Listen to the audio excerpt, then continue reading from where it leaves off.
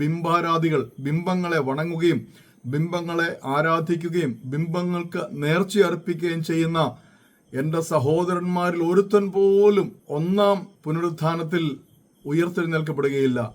അവർ രണ്ടാം മരണത്തിന് ഏൽപ്പിക്കപ്പെട്ടിരിക്കും, ഗന്ധക തീപ്പൊയ്കയിൽ തള്ളപ്പെട്ടിരിക്കും. നിങ്ങളെ പുരോഹിതന്മാർ വഞ്ചിക്കരുത്, സഭാ നേതാക്കന്മാർ നിങ്ങളെ വഞ്ചിക്കരുത്, നിങ്ങളുടെ സഭാ ഭ്രാന്ത് നിങ്ങളെ വഞ്ചിക്കരുത്.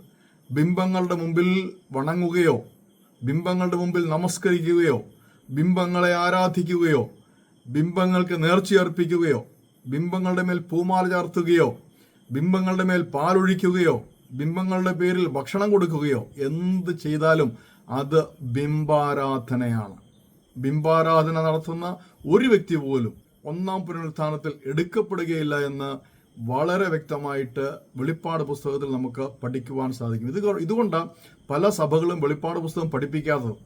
തങ്ങളുടെ വിശ്വാസികളെ വെളിപ്പാട് പുസ്തകം പഠിപ്പിക്കുകയോ അത് വായിക്കുകയും പഠിക്കുകയും ചെയ്യുന്നതിൽ പ്രോത്സാഹിപ്പിക്കുകയോ അവരുടെ ആരാധനാക്രമങ്ങളിൽ വെളിപ്പാട് പുസ്തകത്തിൽ നിന്നുള്ള ഉദ്ധരണികൾ ഉപയോഗിക്കുകയോ ചെയ്യുകയില്ല. കാരണം ഇതൊക്കെ അവിടെ എഴുതി വെച്ചിട്ടുണ്ട്. ഇതൊക്കെ വിശ്വാസികൾ പഠിച്ചു കഴിഞ്ഞാൽ അവരുടെ കച്ചവടം നടക്കുകയില്ല, വ്യവസായം നടക്കുകയില്ല. മനസ്സിലായല്ലോ? വളരെ വ്യക്തമായി പറയുകയാണ്. ഇത് ശ്രദ്ധിച്ച് കേട്ടുകൊള്ളണം. ബിംബാരാധന നടത്തുന്നവരാണെങ്കിൽ ബിംബങ്ങളിൽ നിന്ന് നിങ്ങൾ ഒഴിവായിരിക്കണം. നിങ്ങളുടെ ഭവനത്തിൽ ബിംബങ്ങളുണ്ടെങ്കിൽ അവയെ തച്ചുടച്ച് പുറത്ത് എറിഞ്ഞിരിക്കണം.